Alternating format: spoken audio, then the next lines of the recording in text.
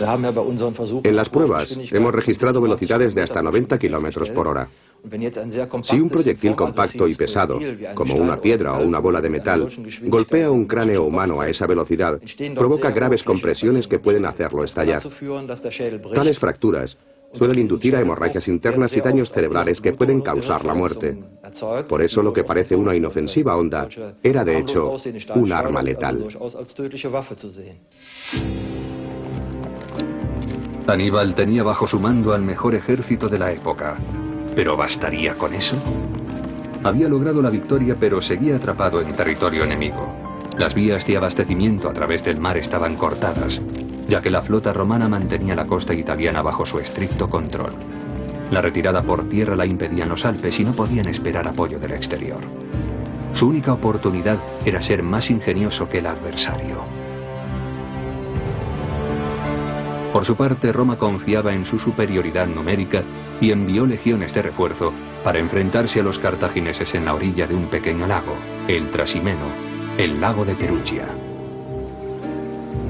El cansancio causaba ya mella en el incansable líder, que había perdido la visión de un ojo a causa de una inflamación.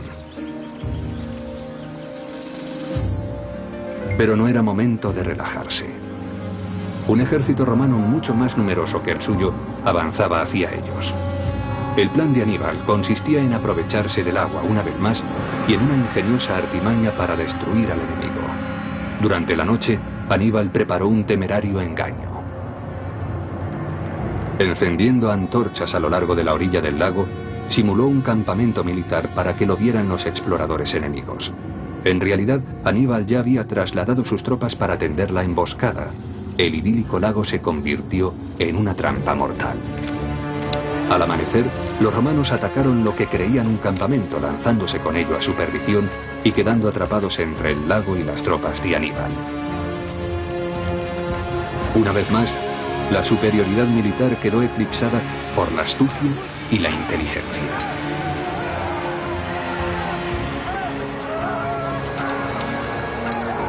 La batalla se desarrolló durante 3 horas en las que miles de romanos perdieron la vida. Se cuenta que la sangre tiñó de rojo durante días las aguas del lago. Hasta hoy este lugar es conocido como Sanguineto, lugar sangriento.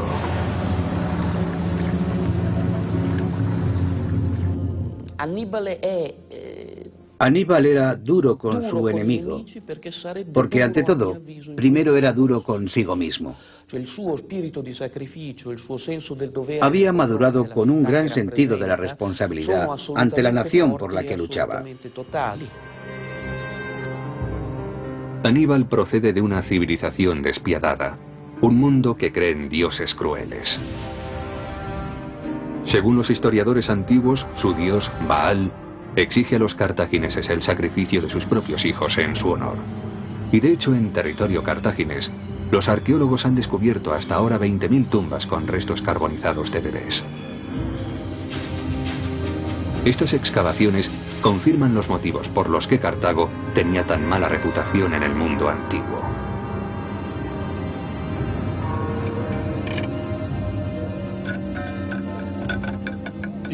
Los sacrificios infantiles, por supuesto, perjudicaron gravemente la reputación de Cartago desde el principio. Pero los romanos también practicaban sacrificios humanos, incluso hasta en épocas tan avanzadas como la Segunda Guerra Púnica, pero luego fueron prohibidos y empezaron a considerarse barbáricos. ¿Habría presenciado Aníbal aquellos horribles rituales? ¿Afectarían a su propia familia?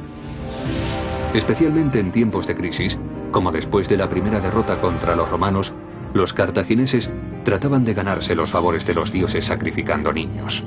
Era un sacrificio que exigía absoluta obediencia por parte de los ciudadanos de Cartago a las leyes de la comunidad. Esto es lo que el joven Aníbal pudo haber vivido.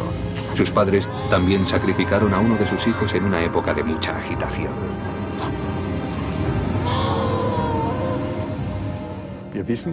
Sabemos que Amílcar tuvo 4 hijos, pero solo conocemos el nombre de 3 de ellos: Aníbal, Asdrúbal y Mago. Es de suponer que el 4.º hijo, el más pequeño, fuera sacrificado.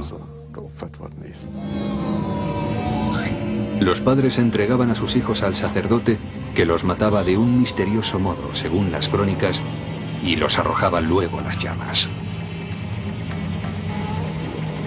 Era una experiencia que debió de causar una fuerte impresión en el joven Aníbal. Practicar sacrificios en nombre de Cartago era para ellos uno de los principios por los que se guiaban. Aniquilar a Roma era una obligación sagrada y ahora esa misión parecía a su alcance. Mientras Aníbal continuaba su marcha a través de Italia, el Senado romano reclutó rápidamente nuevas tropas y las envió a luchar contra el cartaginés. ¿Quién podría detenerlo ahora? Las tropas enemigas ya habían alcanzado la costa del Adriático y se acercaban a una pequeña guarnición llamada Canae. Este nombre pasaría a la historia como uno de los campos de batalla más famosos de todos los tiempos. Aníbal instaló su campamento cerca de este pequeño emplazamiento y esperó el asalto de las legiones romanas. Llegaron tal y como él esperaba. Roma había reclutado tropas de refresco, un total de 80.000 hombres. Se suponía que debían poner fin de una vez por todas a esta pesadilla.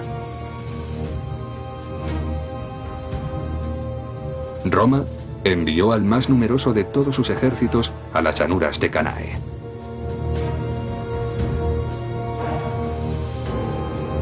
Pero para los romanos, este campo de batalla se convertiría en un símbolo de fracaso y desastre. La batalla de Canae pasó a los anales de la historia militar como un ejemplo de astucia estratégica.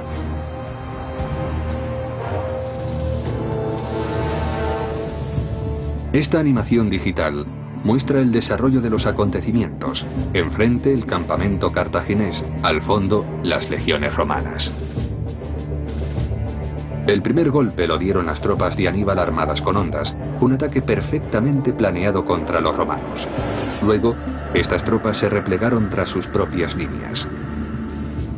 Después, la infantería cartaginesa avanzó en dirección a los romanos con una misión especial: detenerlos e ir cercándolos poco a poco por los flancos.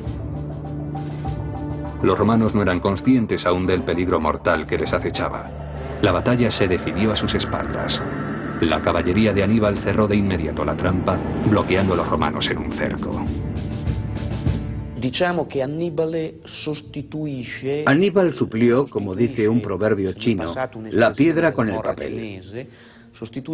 En lugar de formar un sólido y rígido bloque, dispuso un núcleo central flexible que se replegó y dos flancos que avanzaron.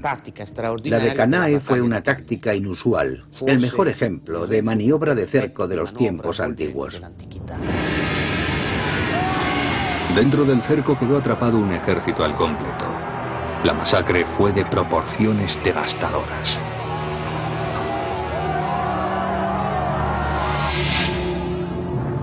Aníbal triunfó en Canae sobre las legiones romanas, que duplicaban o triplicaban sus efectivos. Eso le concedió la reputación de invencible. ¿No se rendiría nunca Roma a los pies del cartaginés? ¿Cuánto tiempo más podría aguantar estas batallas de aniquilación? ¿Hasta que muriera el último de sus legionarios? Las noticias del desastre agitaron hasta los cimientos de la ciudad del Tíber. Seguros de la victoria, los senadores habían enviado a su colosal ejército a la batalla convencidos de que borrarían a los intrusos de la faz de la tierra. ¿Qué pasaría ahora? El impacto fue inconmensurable. ¿Pero iban a rendirse? Esa palabra no entraba en su vocabulario. Siguieron su propia lógica. No habría vencedor mientras los vencidos no admitieran su derrota. Los romanos simplemente se negaban a declarar perdida la batalla, a pesar de las cuantiosas víctimas. Pero ¿cuáles fueron las consecuencias?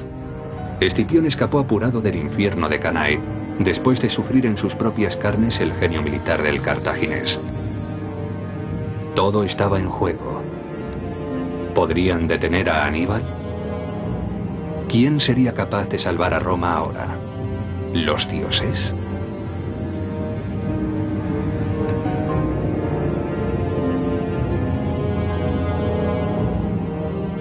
Aníbal ante portas. Aníbal a las puertas.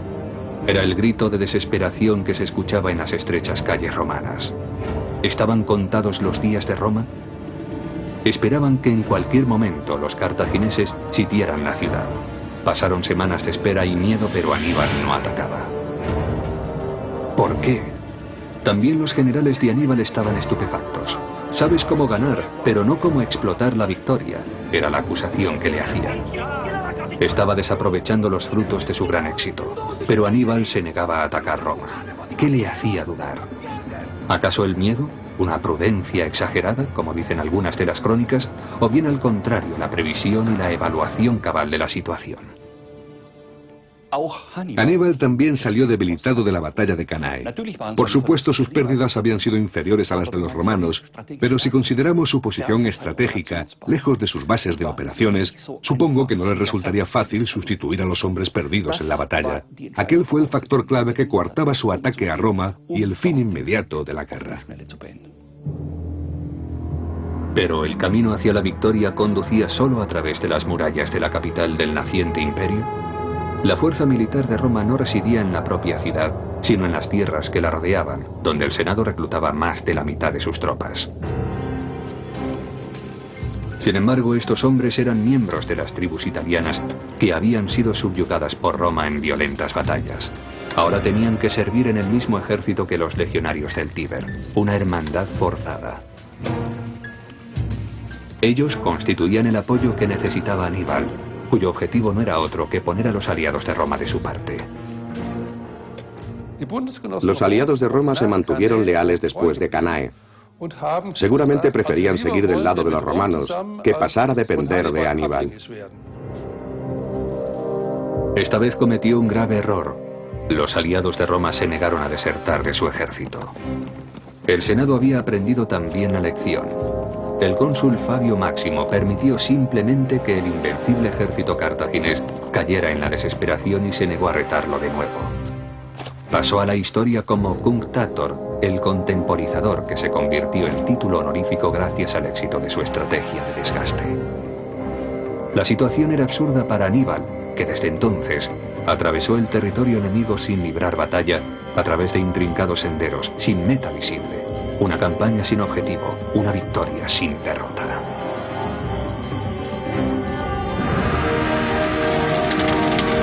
Desilusionado, recurrió a medios violentos. Cuando la persuasión no funcionaba, se servía del puro terror para forzar a los aliados de Roma a cambiarse de bando. Todo el país quedó reducido a escombros. 200.000 muertos era el balance de la guerra hasta entonces, un tercio de los hombres no discapacitados de Roma. La locura debía terminar de algún modo. Había llegado el tiempo de Escipión. A los 23 años, el Senado le nombró general, y al joven líder se le ocurrió una idea para vencer a los cartagineses.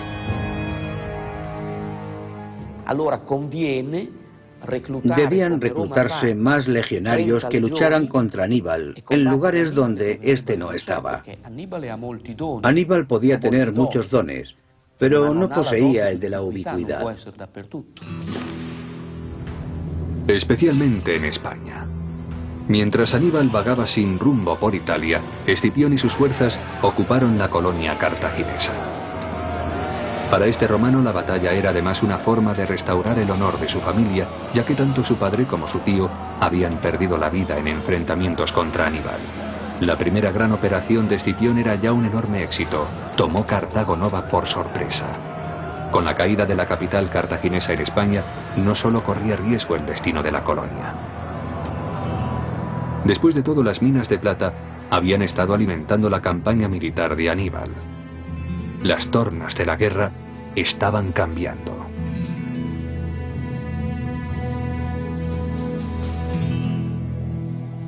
Ahora el siguiente movimiento lo dictaban los romanos.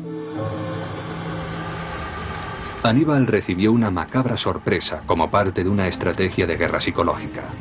Al campamento cartaginés llegó un paquete. El regalo para el enemigo era una cabeza cortada.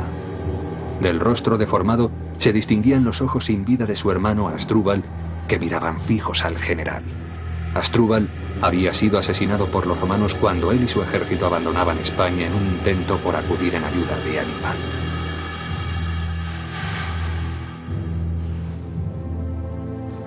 El hermano evocó en él recuerdos de una infancia y unos sueños compartidos: conquistar Roma. Ahora su sueño se había esfumado. Sus hermanos no estaban dotados de su talento, tampoco su aliado Filipo de Macedonia. El genio era él y nada más que él, pero estaba solo. Aníbal tenía que abandonar rápidamente Italia porque su propia tierra estaba ahora en peligro. Un ejército romano había llegado al norte de África y esperaba en un campamento a tan solo unos días de marcha de Cartago, en un lugar llamado Zama. Esta pequeña ciudad prestaría su nombre al acto final de la tragedia. Allí llegó un hombre que había estado esperando durante años esta oportunidad: Escipión. El romano había dado la vuelta a la situación. Ahora él tenía el mando. Estaba ansioso por enfrentarse al gran enemigo de Roma, a quien detestaba casi en la misma medida que admiraba. Escipión era entonces como un pequeño cazador en busca de una enorme pieza. No podía esperar más. Por fin tendría la ocasión de medir sus fuerzas contra el enemigo que tanto le fascinaba. Antes de la batalla, según las crónicas, los dos grandes líderes militares de aquella época se encontraron frente a frente a la cabeza de ambos ejércitos. Aníbal quería negociar y ofreció la paz a Escipión, pero este la rehusó. ¿Acaso el cartaginés presentía que en Zama encontraría por fin un rival a su altura? Durante mucho tiempo el lugar donde se libró esta histórica batalla fue un misterio. Sin duda tenía que ser una de las antiguas provincias que rodeaban Cartago, pero los nombres que recibieron entonces aquellos lugares se han perdido en el olvido. Solo la excavación del arqueólogo tunecino Ahmed Ferjaoui arrojó alguna luz entre tanta tiniebla. Está convencido de que por fin ha dado con Zama.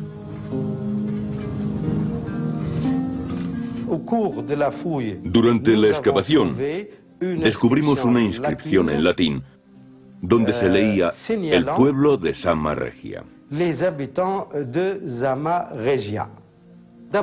Por eso, de acuerdo con la descripción de Polibio y Tito Livio, la batalla tuvo que desarrollarse en esta llanura rodeada de montañas,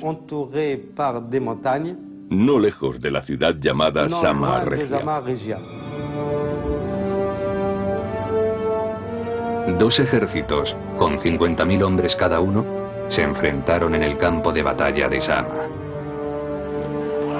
Aníbal había reforzado sus flancos con 80 elefantes de Cartago. Los mastodónticos animales debían arrasar las filas enemigas como los tanques de hoy en día, pero eran tanques de carne y hueso. Según cuenta la historia, los elefantes heridos no podían controlarse y a menudo se volvían contra sus propios dueños. El arma milagrosa de Aníbal se convirtió en un boomerang.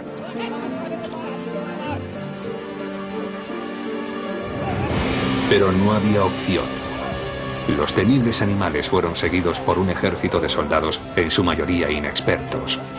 El plan de Aníbal consistía en romper las líneas de batalla formadas por los legionarios. Pero Escipión descubrió la intención del enemigo y reaccionó rápidamente.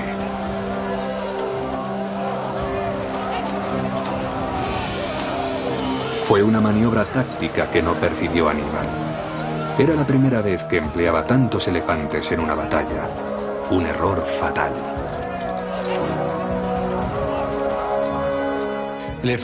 Los elefantes tenían miedo.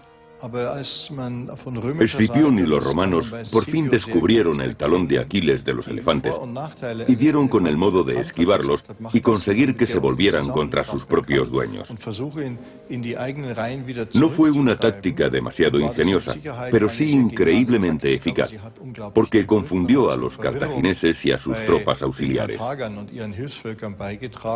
El efecto sorpresa de los elefantes, que por así decirlo, hacían las veces de tanques, se volvió contra ellos.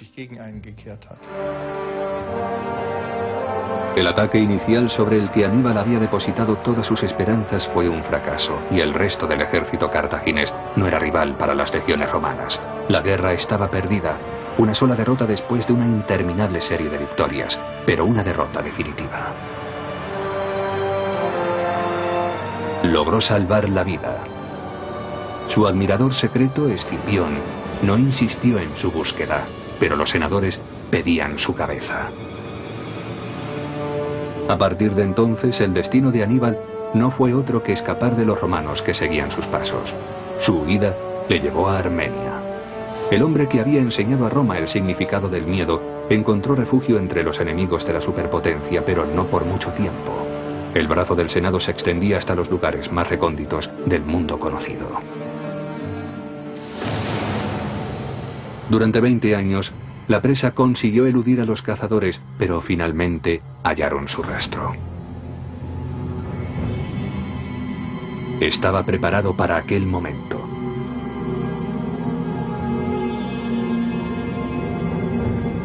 Una dosis letal de veneno acabó con su vida.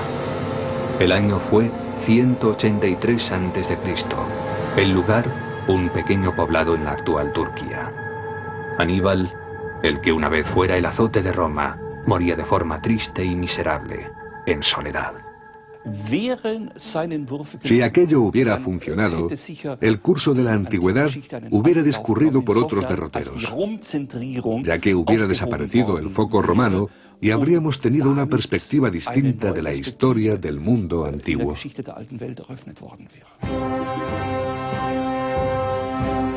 La victoria sobre Cartago marcó el principio del florecimiento de Roma hasta transformarse en superpotencia. Pero Roma nunca olvidó a las 200.000 víctimas de la guerra. Después de derrotar a Aníbal, Escipión perdonó la ciudad norteafricana, pero una nueva generación de políticos romanos pedía venganza. Cartago debía ser destruida. Era la famosa frase con la que el senador Catón terminaba todas sus intervenciones. Su deseo sería concedido. Casi 40 años después de la muerte de Aníbal, Roma declaraba una vez más la guerra a Cartago, desencadenada por un incidente sin importancia. Después de casi 3 años de sitio, los legionarios tomaron la ciudad, cuyos habitantes estaban al borde de la inanición. Cerca del 80% de la población murió en la masacre, que se producía en casas y calles. El horror desembocó en la total aniquilación de la ciudad. Era la tardía venganza de Roma por la batalla de Cannae. Aníbal había sembrado el viento, pero fue Cartago la que recogió la tempestad. Cartago ardió durante 17 días y 17 noches. Después de aquello, las llamas habían reducido la antigua metrópolis a una montaña de escombros y cenizas, quemada hasta los cimientos, derruida, exterminada, reducida a polvo. Los conquistadores esparcieron sal sobre las ruinas para que nunca más creciera nada sobre aquel terreno, ni un árbol, ni un matojo, ninguna forma de vida. La leyenda cuenta que incluso el comandante romano derramó lágrimas al contemplar la destrucción que había ocasionado. Fue una gran ironía del destino que el gran éxito militar de Aníbal le convirtiera en el exterminador de su ciudad natal. De no haber sido por Cannae, Cartago habría sobrevivido.